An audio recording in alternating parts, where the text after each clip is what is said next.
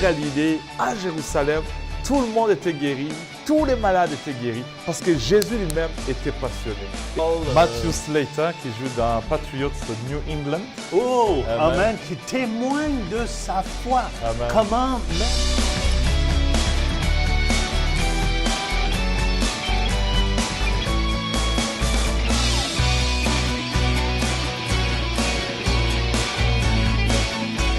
Dieu a tant aimé le monde. Ce soir, les malades vont être guéris. Et c'est Jésus de Nazareth qui va les guérir. Bienvenue tous les passionnés de Jésus. Je suis avec Amen. Pasteur Denis. Bonjour. Et je sais qu'on va avoir une émission excitante aujourd'hui. Amen. On a un joueur de football. Matthew Slater, qui joue dans Patriots de New England. Oh, Amen. amen, qui témoigne de sa foi. Amen. Comment même qu'il voulait a presque abandonner. quitté Oui, tout. amen. Et souvent, on veut abandonner tout, Pasteur Denis.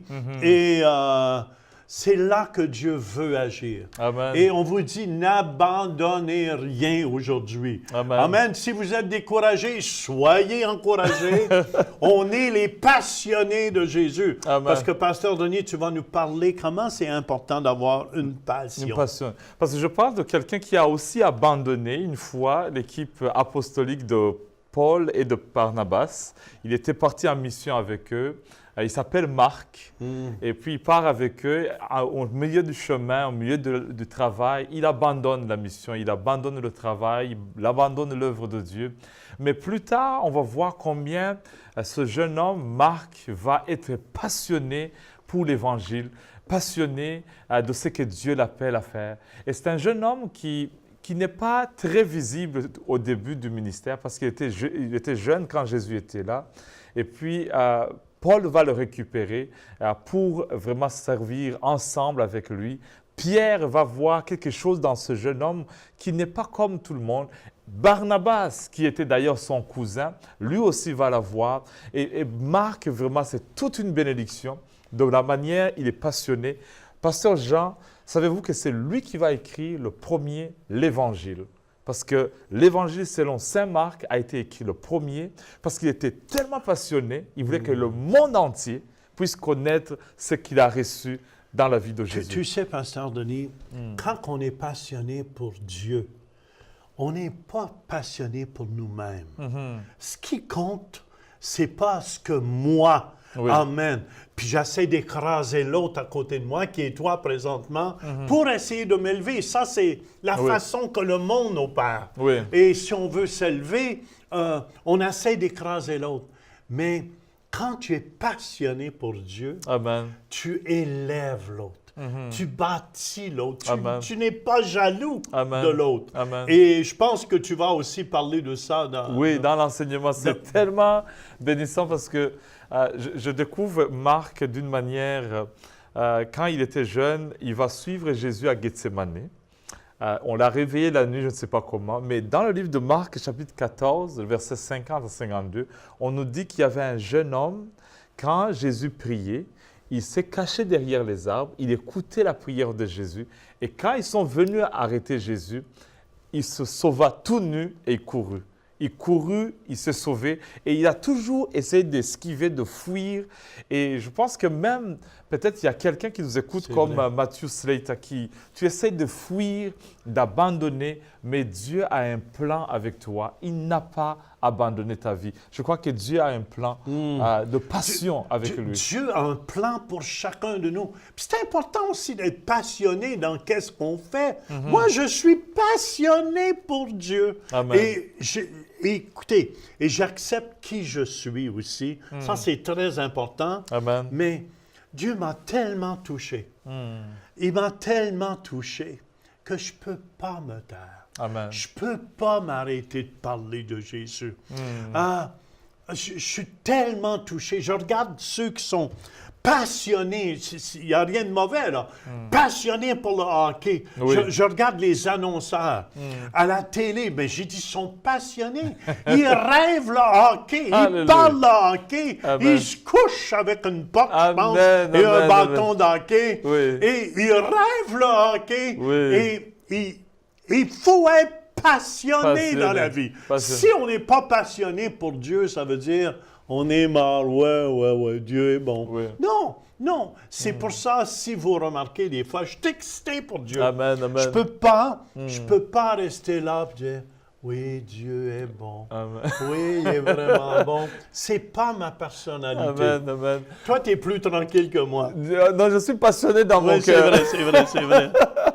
Une chose est certaine, c'est que quand tu regardes tous les évangélistes, ceux qui ont écrit des évangiles, Matthieu va parler plus sur les discours de Jésus, les enseignements de Jésus. Jean va se préoccuper de ce que Jésus était. Mais Marc, parce qu'il était passionné par les miracles, il va parler de ce que Jésus a fait.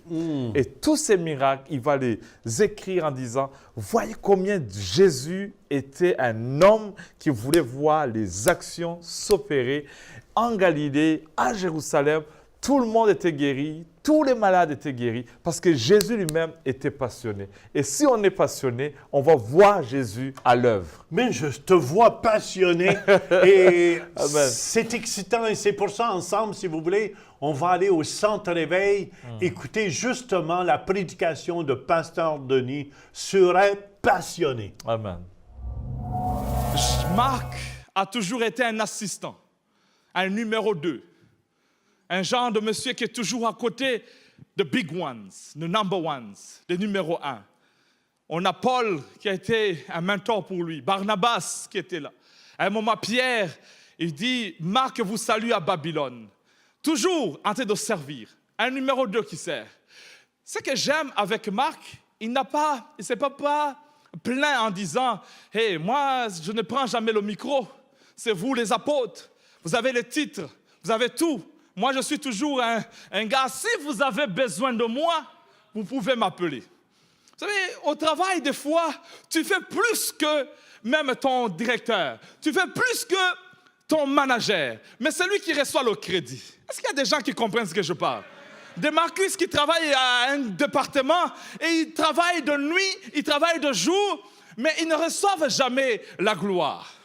Est-ce que je peux parler à quelqu'un? Non, ici, ils ne m'entendent pas, je vais ici. Est-ce qu'il y a des Marcus qui sont des assistants? 10 ans assistants, 20 ans assistants, co-directeur, co-président.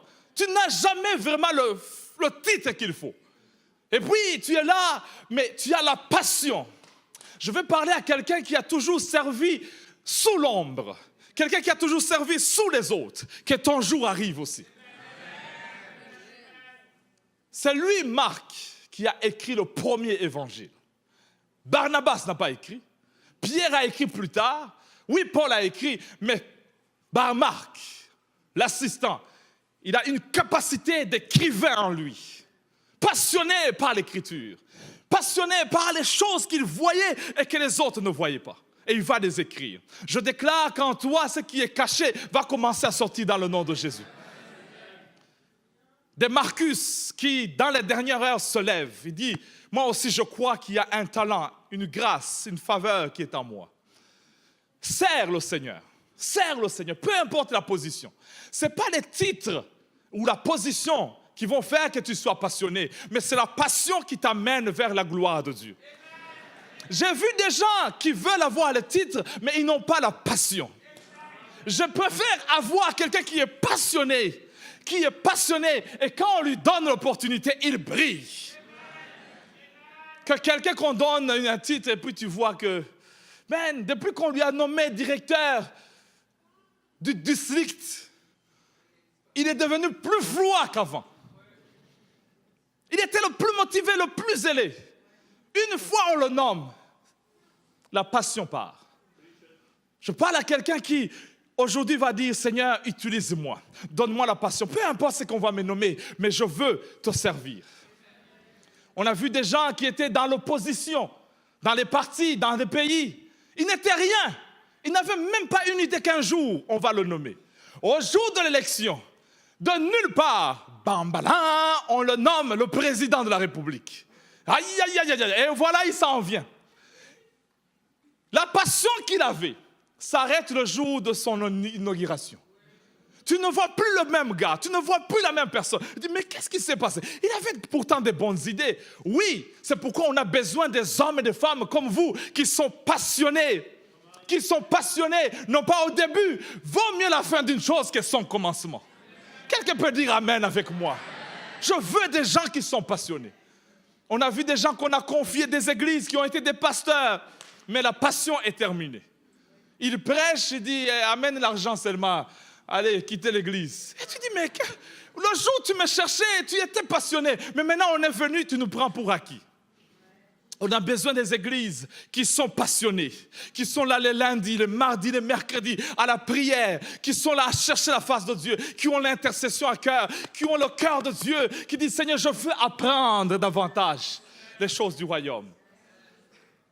Regardons ensemble le résumé du livre de Marc. Marc va résumer ainsi son livre et dit, la passion n'a pas commencé à la croix, mais la passion a commencé en Galilée. Jésus était passionné dès le premier jour. Cet homme de Jésus, en Galilée, au Jourdain, Jésus était passionné. Il aimait Dieu. Il était là, il a dit même à Jean-Baptiste, laisse-moi faire la volonté de Dieu, baptisez-moi seulement. Il était passionné. Dans les premiers chapitres, il parle de l'acclamation de Jésus. Il parle de comment on t'acclame quand tu commences.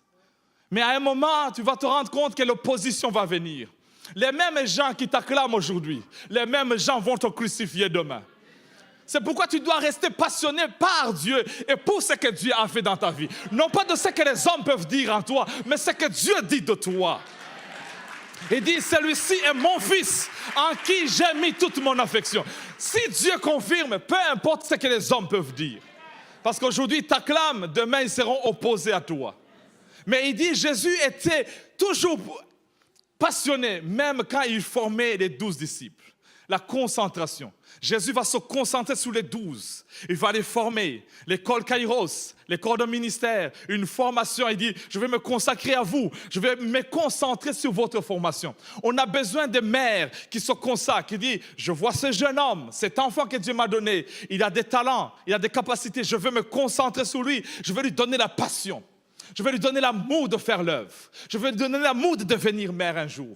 Je vais lui donner l'amour de devenir quelqu'un dans la vie. Et tu commences à le pomper la foi, à le pomper la discipline, à le pomper la grâce, à lui dire, écoute, dans la vie, tu as besoin de la discipline.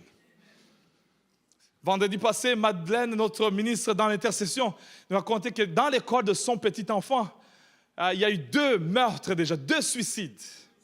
2 suicides cette année. Des enfants de moins de 15 ans. Manque de passion. Manque de quelqu'un qui peut leur dire que tu vas t'en sortir un jour. Quelqu'un qui peut te regarder dans les yeux en disant, je crois en toi. Sois passionné. Un jour, la porte va s'ouvrir. Aujourd'hui, tu ne vois rien, mais je vois en toi la perle, le trésor en toi. Et le jeune homme, les jeunes d'aujourd'hui, ils cherchent des pères, ils cherchent des mères, des hommes qui peuvent le regarder comme des grands frères et dire, hey, petit, j'aime ce que tu fais. J'aime ce que tu fais. Et le garçon va dire, ah oui, je n'avais jamais entendu quelqu'un qui me parle ainsi. Est-ce qu'on peut devenir des grandes sœurs, des grands frères, des pères, des mères qui sont passionnés de voir la gloire sortir dans nos enfants? Non pas être jaloux.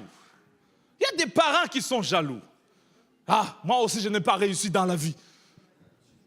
Si c'était moi, je ferais comme ça. Non, ton temps est terminé. Encourage les autres. Dis amen les jeunes. Il y a des gens qui sont toujours dans la compétition. Ils ont 55 ans. Ils veulent jouer le basket comme LeBron James. Ton temps est terminé. Tu n'es plus Michael Jordan. Tu ne peux pas sauter plus haut. Laisse les autres sauter. Sois le coach. Quelqu'un peut dire amen. Amen. Tu parles aux parents. Il n'y a pas de compétition avec nos enfants. Je regarde chez Noah, je dis, tu es belle. Tu as une belle clarté de peau. Je ne peux pas l'envier parce que moi, je suis plus foncé. Oh, si j'étais à ta place, je ferais ça. Je vais me maquiller comme ça. Je vais marcher comme ça. Non, ce n'est pas moi, c'est elle. Et tu la donnes la liberté de shiner, de glorifier ce que Dieu lui a donné. Et qu'est-ce que quelqu'un peut dire amen? Il y a des gens qui sont jaloux de naissance. Jaloux de naissance. C'est-à-dire que tout ce qu'ils voient, c'est la jalousie. Hein? Regarde ces chaussures de... ces hauts talons. Mais c'est quoi ton problème? Laisse-la marcher.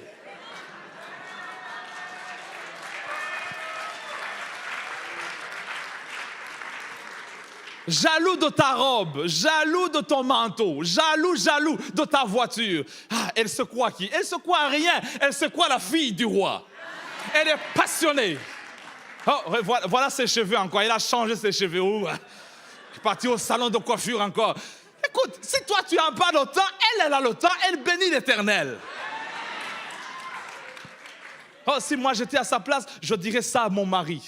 Je le regarderai dans les yeux. Écoute, la raison pour laquelle ça ne marchait pas, c'est parce que tu es jaloux d'elle. Laisse-la, c'est son temps. Si elle a choisi d'envoyer un petit message, I love you, c'est son choix. Ton tour va venir et tu vas dire autre chose. Yeah!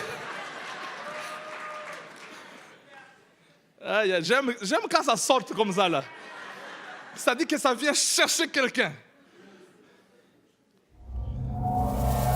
Merci, Pasteur Denis. C'est excitant. Alléluia. Wouh! Il y a le feu. Notre frère burundais vient du Burundi originairement. Amen. Puis il y a le feu pour Dieu. Amen. Amen. Amen. Si vous venez au Centre Réveil Québec, là, le vous allez feu voir, toujours. c'est lui le pasteur. Amen. Et il est en feu pour Jésus. Amen. Amen, amen. J'aime déjà le Québec parce que quand je côtoie les gens de la ville là-bas, les membres de l'Église, la communauté qui est là-bas, je crois que le Québécois en soi, c'est un homme de passion. Ils sont passionnés dans ce qu'ils font. Et d'ailleurs, je pense qu'ils ont cette côté spirituel déjà inné en eux. Ils aiment Dieu, ils cherchent Dieu. Et des fois, on a besoin juste d'être canalisé dans ce que Dieu nous appelle. Et je crois que chacun de nous, à Québec, on va connaître un réveil dans notre vie. Et vous savez qu'est-ce qui est important aussi? Moi, j'aime le peuple québécois parce que je pense que c'est un peuple qui a souffert aussi. Beaucoup. Pasteur. Tu dois comprendre ici l'histoire. On est une minorité qui parle le français. Je sais que mon français n'est pas le meilleur, mais au moins je fais un effort pour le parler. Amen. Parce que j'ai étudié en anglais, parce que je suis né en Ontario, Oui. mais Oui, oui. il y a des gens qui disent on est ontarien. Oui, oui. Ontarien. Mais vous devez comprendre quelque chose. J'ai toujours aimé le peuple québécois parce qu'il faut comprendre, les Anglais sont tellement puissants à côté de nous. Ils sont comme 300 millions. Amen. Je pense qu'on est 7 millions de francophones ou 8 millions. Je ne sais pas c'est quoi les chiffres présentement. Oui, oui. Et souvent, on est une petite minorité. Puis je sens souvent on a été méprisés, Oui, oui. les francophones. Oui. On a été méprisés. C'est pour ça, des fois, je comprends les organisations qui disent « Hey, respectez-nous. Amen. Respectez-nous. » Amen. Amen. Et C'est je, pourquoi- je peux comprendre la souffrance qu'il y a eu du peuple francophone. Amen. Et c'est normal quand il y a un peuple nombreux comme ça, ils ont l'argent pour tout faire, Ouais. ils ont les finances, ils ont les financements. Oui. Et, Et c'est même cette parole que Jésus disait pour encourager ceux qui sont des fois minoritaires. Jésus a dit, est-ce qu'à Nazareth, y a-t-il quelque chose de bien qui peut sortir? Il y a des gens qui pensent qu'au Québec, il n'y a rien de grand qui peut sortir. Mais spirituellement, Dieu voit un peuple qui aime le Seigneur, qui est en feu pour lui, un peuple qui est passionné pour son évangile. On a reçu beaucoup de Québécois qui disent « on aime Jésus, on veut voir Jésus dans nos enfants, dans nos petits-enfants ». Et je crois qu'il va y sortir beaucoup de marques. et souvent aussi, l'histoire, si on va dans l'histoire en arrière, les Huguenots qui étaient en prison en France à cause de leur foi, à cause... Ils nous ont mis sur des bateaux. Moi, je sais que j'ai une descendance de là-bas. Ils nous ont mis sur des bateaux, nos ancêtres. Ils nous ont envoyés, je veux dire, parce qu'ils ne voulaient rien savoir de notre foi en Jésus. Et moi, je vous dis, le seul qui peut vous combler dans votre vie. Amen. J'ai déjà pu témoigner au chef du Parti québécois, qui était René Lévesque. Et j'avais écrit un album qui s'appelait « Je te dis oui ». Et je me souviendrai toujours, j'étais à la radio au Québec et il était devant moi. Et j'avais dit au premier ministre, qui était le premier ministre à ce temps-là, Je dis, je veux que tu saches, René, que Jésus t'aime. Amen. Et je sais, tu veux que les francophones disent oui à la séparation. Mais moi, le titre de mon album, en plus, c'était « Je te dis oui à Jésus ». Mais je dis, moi, je t'encourage à dire ce oui à Jésus. Amen. Et il avait simplement baissé la tête, mais pas avec moquerie ou rien de ça. Il comprenait. Il comprenait, j'avais pu lui témoigner que Jésus était vivant. Amen. En tout cas, Pasteur Denis, on va aller écouter ce témoignage aussi d'un personnage très, très connu Matthew aux Slater, États-Unis. qui a gagné 2 Super Bowls et puis il est tellement fascinant ce témoignage. On va l'écouter ensemble. New England Patriots' Matthew Slater is one of the NFL's most respected players. He's a 2-time Super Bowl champion and a 6-time Pro Bowl. While those are impressive accomplishments, Matt says he remembers a time in college when he considered leaving the sport he loved. I was prepared to transition away from the game of football because, I didn't know what my opportunity would be at the next level. But I think through that, God kind of showed me, hey, you're not Matthew Slater, the football player. You need to understand that your mind and your purpose and calling is higher than that of an athlete. Matthew grew up in Orange County, California, the son of Pro Football Hall of Famer Jackie Slater. His mom and dad raised him and his younger brother David with strong Christian values. 7 years old, I remember my dad sitting down and kind of laying out the plan for salvation, telling me who Jesus was, telling me why I needed him, and just understanding who I was and who God was. Matthew was a standout in football and track in high school. But by the time he went to UCLA on a football scholarship, life was all about him and what he could do on the football field. For me, football-wise was really a struggle. I think when I went into college, a lot of my identity was tied up in being a football player, son of a football player. Did you ever feel pressure to live up to his likeness, to live up to his legacy? Obviously, you played different positions. You know what I did? Not from him, though. I kind of put that pressure on myself, and I think people had expectations. This is Jackie Slater's son, Pro Football Hall of Famer. He's supposed to be a certain way. He's supposed to act a certain way. His level of play is supposed to be this. But when Matthew missed his entire freshman season and the first 3 games of his sophomore year because of injuries, he became angry because his football career wasn't going as well as he had planned. So he asked God for an explanation. And I kind of just was like, what am I doing here? Like, I had these plans, Lord. This is how it was supposed to go, and it's not going that way. I was asking why, and it really came from a selfish place. It was why am I not benefiting personally? That's when Matthew considered walking away from the game, until he realized that the problem was himself. I think for me, it was me. We talk about idols and putting other things. It was football. It was my status as an athlete. It was how people viewed me. It was man-pleasing. That night, Matthew called his father.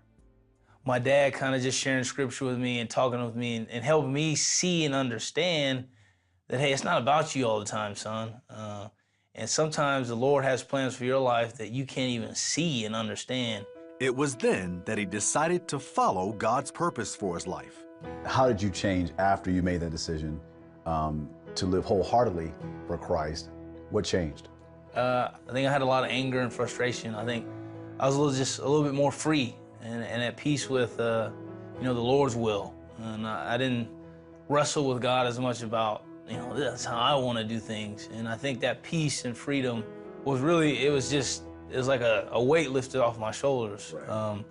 I just felt like a different person altogether, no question. After his senior year, Matthew entered the 2008 NFL Draft, knowing at the end of the day, it was in God's hands. And he was selected in the 5th round by New England. Since then, he's proved that he's his own man, one that's not defined by his accomplishments on the field. When people introduce you, they're going to say, ladies and gentlemen, Matthew Slater, 2-time Super Bowl champion, 6-time Pro Bowler. That's the way they're going to introduce you. How would you describe yourself? That's a great question. I'd like to be introduced as Matthew Slater, follower of Christ, a husband to Shahzad, and father to Jeremiah. I mean, those are the things that I value most. I'm proud of what I've accomplished on the football field. I've been extremely blessed, but it's not who I am. Now as a team captain, Matthew understands the role God has given him as a leader on the field and in the community. You know, I think when you talk about leadership on that team, I think I'm there to serve. And I look at leadership and how it was best modeled, it was through Jesus Christ. And he came to serve, he served people. So as I embrace leadership on the team, I've always tried to be transparent and just serve people. You know, that's what I really feel like I'm here for. It's never really been about football. That's just a byproduct. I think that it's been about building relationships, and the Lord has put me here to make his name more famous. And I think ultimately that is my purpose in life, is to serve and to point the finger in the direction of Jesus Christ. Tellement bénissant ce témoignage de Matthew Slater. Vous savez, on peut vouloir abandonner, mais Dieu a toujours un plan dans notre vie. Amen. Et aussi, ce que je trouve beau de ce joueur-là de football, Oui. un homme populaire comme qu'il est, Oui. qui n'a pas honte de sa foi. Jésus nous a dit, celui qui aura honte de moi devant les hommes, j'aurai honte de lui Amen. devant mon Père qui est dans Oui. les cieux. Oui. Celui qui témoignera de moi, je vais témoigner de lui. Amen. C'est pour ça ici, on est passionné, Alléluia. on n'a pas honte de l'Évangile. Amen. Mais je veux faire quelque chose, Pasteur Denis. Oui. Si vous êtes malade à la maison, on veut prier pour vous. Amen. Amen. Amen. Peu importe là où vous avez mal. Vous avez mal dans les bras, placez votre main là où vous avez mal Alléluia. et on va prier pour vous Amen. en terminant l'émission. Je commande au nom de Au Jésus nom de Jésus-Christ. à tout malaise dans les bras, dans les jambes, dans le dos, par la puissance du nom de Jésus-Christ. Alléluia. Je commande à tout mal de Au nom de disparaître. Jésus. Alléluia. Au nom de Jésus-Christ. Amen. Amen. Amen. Je vous encourage à la maison. Alléluia. Si vous aviez de la difficulté à marcher, commencez à marcher. Amen. Faites un pas Amen. de foi. Amen. Dans le fond, je vous demande de faire un pas de foi. Si vous aviez de la difficulté à lever la jambe, à bouger le bras, bougez le Amen. bras. Amen. Et je sais que Jésus est en action présentement et qu'il agit. Amen. Laissez-nous le savoir. Amen. Téléphonez au numéro qui passe au bas de l'écran Oui. ou écrivez-nous. Oui. Et ça va nous faire un grand plaisir. Amen. Amen. C'est Amen. tout le temps qu'on a aujourd'hui. Oui. Et tout ce que je peux dire, soyez passionnés pour le roi des rois et le Seigneur des seigneurs. Nous aimons Jésus et nous vous aimons. Visitez le site web centrereveil.com pour participer à nos services en direct. Pour un don mensuel de 20 $ ou plus, vous pouvez faire vos dons en ligne avec Visa et Mastercard ou un chèque par la poste. Et nous apprécions votre soutien. Elle était supposée de rester dans un état végétatif, mais Dieu l'a transformée. Moi, mon enfance n'a pas été aussi agréable, je dirais. Que veux-tu dire? Disons que j'étais un garçon très turbulent.